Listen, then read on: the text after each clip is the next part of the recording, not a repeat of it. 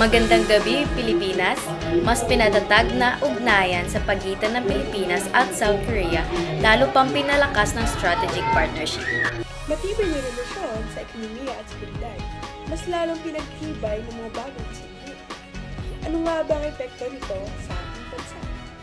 At South Korea 1, KRW, opisyal na pera sa South Korea. Ano ang halaga nito kumpara sa piso? Yan at iba pang mga balita, tutukan sa Global Insight News. Isa ang South Korea sa pinakamalapit at pinaaktibong kaalyado ng Pilipinas sa larangan ng kalakalan. Mula sa K-pop hanggang high-tech industries, malaki ang kontribusyon ng South Korea sa ating ekonomiya. Pero paano nga ba nagsimula at lumakas ang relasyon ng dalawang bansa? Alamin natin yan kay Mona Madarang, live! Magandang gabi, Erica. Hindi lingid sa kaalaman ng marami na matagal nang magkasanga sa negosyo at ekonomiya ang Pilipinas at South Korea. Pero kung dati, limitado sa Basic Trade Agreements ang ugnayan, ngayon, mas pinalalim ito ng ASEAN-Korea Free Trade Agreement o AKFTA. Taong 2006 nang formal na nagdaan ang AKFTA at simula noon, mas bumilis ang palitan ng produkto at serbisyo ng dalawang bansa. Ayon sa mga eksperto, patuloy paglalakas ang ugnayan sa pamamagitan ng Strategic Partnership na nilagdaan noong Oktubre 7, 2024. Bago pa man ito, matagal nang matibay ang relasyon ng dalawang bansa, lalo na noong Korean War 1950 hanggang 1953, kung saan tumulong ang Pilipinas sa South Korea. Kapalit, naging bukas ang South Korea sa mas maraming oportunidad para sa mga Pilipino, mula sa trabaho, edukasyon hanggang sa negosyo. Para sa Global Insight News, ako si Mona Madarang, maghahatid ng balita araw-araw. Salamat, Mona!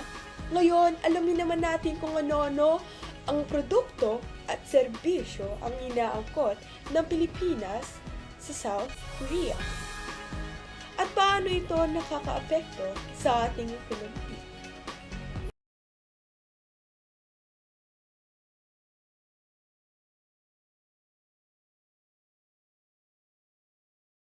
Ano-ano ang mga produkto o serbisyo na inibigay sa Pilipinas? Ang South Korea ay nag-e-export ng kotse, electronics, bakal, cosmetics, at mga kasuotan sa Pilipinas. Nag-aalok din sila ng IT outsourcing services, at maraming Pilipino ang nagtatrabaho sa South Korea. Malaki ang epekto ng South Korean culture, tulad ng K-pop at K-drama sa mga Pilipino. Kung may isang bansa na malakas ang impluensya sa ating teknolohiya, transportasyon at lifestyle, walang duda, South Korea na iyon. Nag-e-export ang South Korea ng iba't ibang produkto sa Pilipinas. Sa transportasyon, kabilang ang kotse, truck, at spare parts mula sa Hyundai at Kia. Sa electronics at teknolohiya, sikat ang Samsung para sa smartphones, appliances, at semiconductors. Mahalaga rin ang bakal at semento para sa construction. Patok din ang skincare at makeup products, pati na rin ang fashion items mula sa streetwear at luxury brands. Sa pagkain, popular naman ang ramyun, kimchi, Korean snacks, instant coffee at soju, na bahagi na rin ng panlasang Pilipino. Bukod sa mga produkto, nagbibigay din ng serbisyo ang South Korea sa Pilipinas.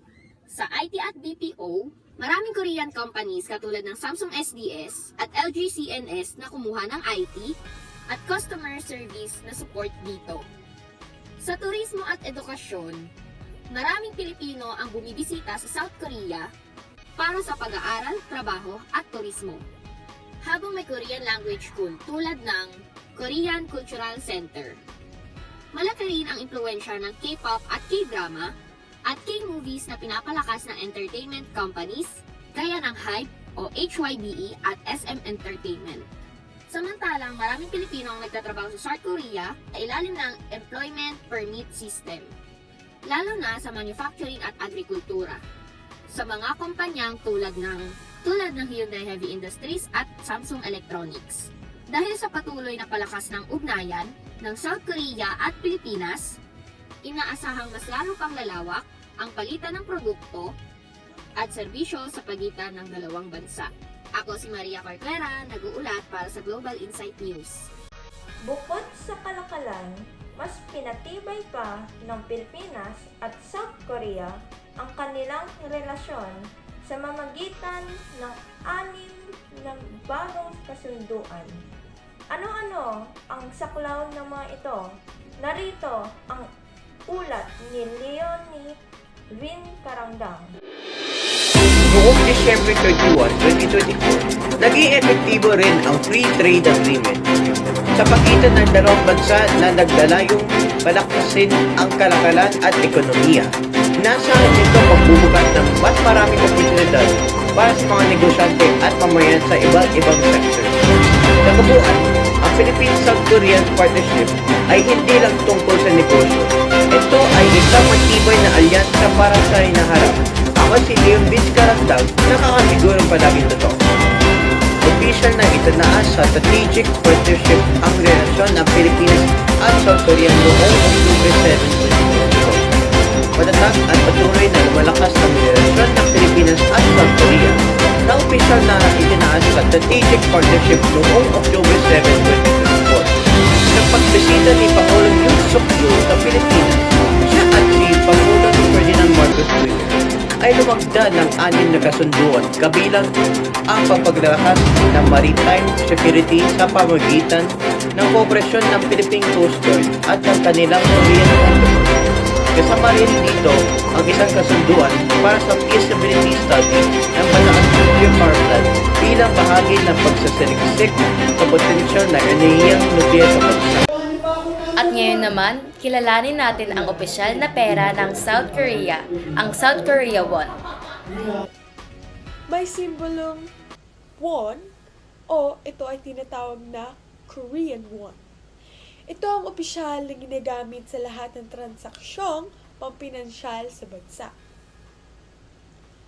Halaga ng palitan.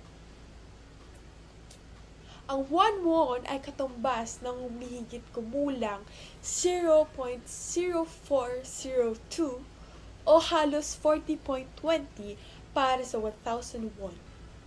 Sa patuloy na paglakas ng ugnayan ng Pilipinas at South Korea, mas marami pang oportunidad ang magbubukas para sa ating mga negosyo, manggagawa at mamamayan.